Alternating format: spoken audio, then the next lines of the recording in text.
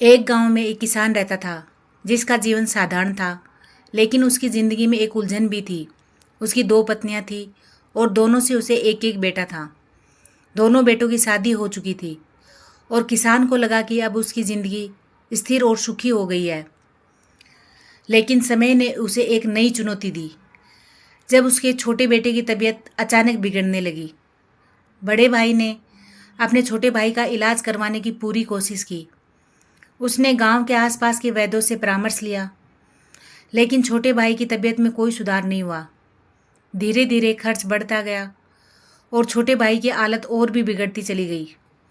बड़े भाई के मन में चिंता ने धीरे धीरे एक कड़वाहट का रूप ले लिया। एक दिन बड़े भाई ने अपनी पत्नी से सलाह मशवरा किया। उसने कहा, यदि छोटा भाई मर जाए तो हमें उसके इलाज के लिए और पैसे खर्च नहीं करने पड़ेंगे।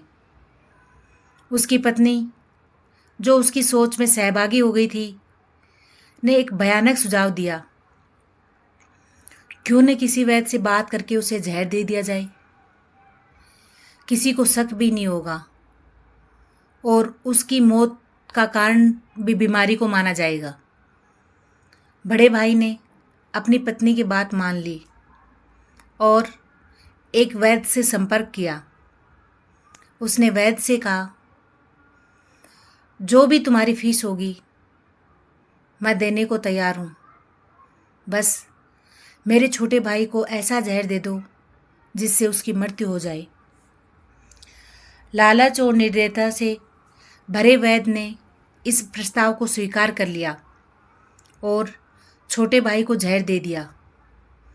कुछ ही दिनों में छोटे भाई की मृत्यु हो गई।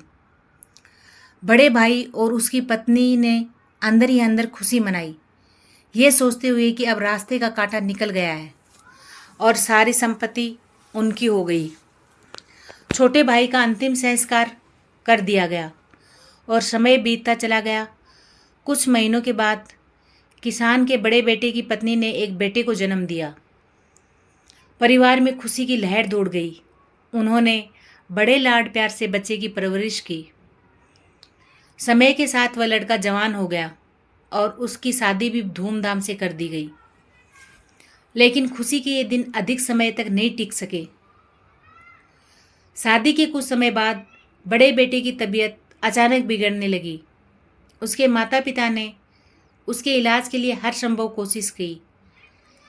कई वैद्यों से परामर्श लिया गया और जो भी पैसा मांगा गया वे देने को तैयार थे। अपने बेटे की जान बचाने के लिए उन्होंने अपनी आधी संपत्ति तक बेच दी। लेकिन उसका स्वास्थ्य लगातार बिगड़ता गया। अब वह मौत के दरवाजे पर खड़ा था।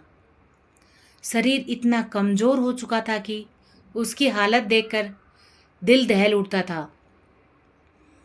एक दिन वह लड़का अपनी चारपाई पर लेटा हुआ था और उसका पिता उसे दुख भरी नज़रों से देख रहा था।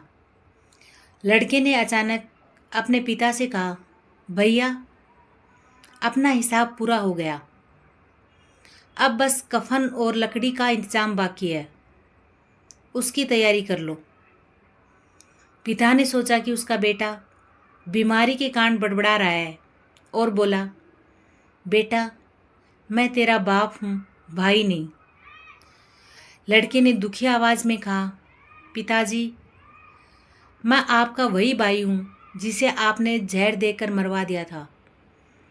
जिस संपत्ति के लिए आपने मुझे मारा वही अब मेरे इलाज में आधी बिक चुकी है। हमारा हिसाब बराबर हो गया है। यह सुनकर पिता का दिल टूट गया। वह फूट फूट कर रोने लगा और बोला, मेरा तो कुल नाश हो गया।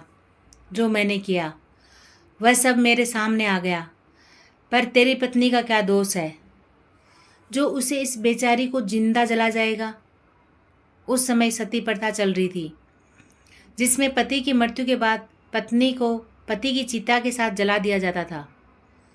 लड़के ने दुखी भरी नज़रों से अपने पिता को देखा और कहा, पिताजी, वह वैद्य कहाँ है जिसने मुझे जहर खिलाया था।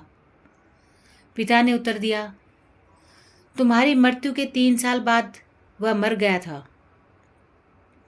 लड़के ने कड़वाहट में हंसते हुए कहा, वह दुष्ट वैद्य आज मेरी पत्नी के रूप में है।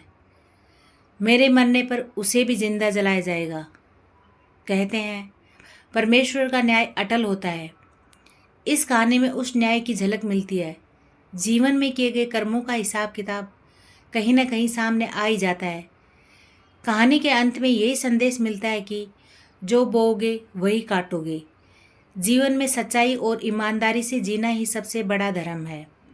इसलिए जैसे कर्म अपने करेंगे वैसे ही कर्मों के फल अपन को मिलेंगे। कर्म हमेशा लौट कर आते हैं। बबूल के पेड़ बोकर आम की इच्छा नहीं करनी चाहिए। बबूल बोने पे बबूल के कांटे ही मिलेंगे, आम जैसे रसदार फल नहीं। Thank you. मेरे चैनल को लाइक करें, सब्सक्राइब करें।